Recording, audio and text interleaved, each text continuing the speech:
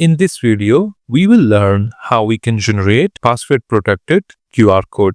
To do it, simply search for qrgenerator.org.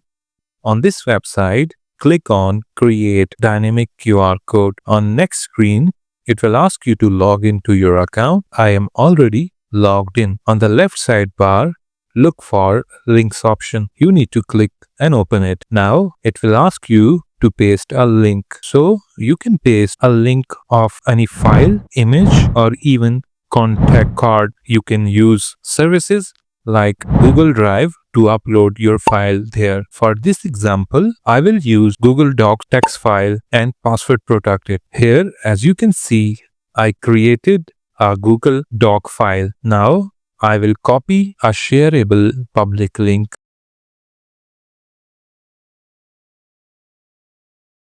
Once copied, go back and paste the link in the link field. Next, click on this icon which says Advanced Options. Here, you need to select a domain. Once your domain is selected, you can add the password in the password field. You can also add a description here. You can click Customize for more customizable options, but all of them are optional. Once done, click on Shorten.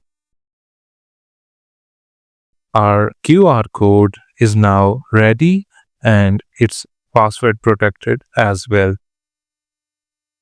You can simply download it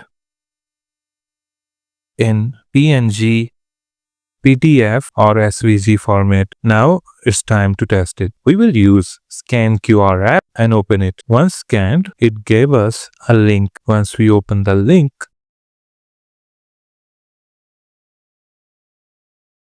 it will ask to enter the password. Let's enter the password and click Unlock. Here we go. So anyone with the password can unlock the password protected file. Thanks for watching this video. Make sure to subscribe.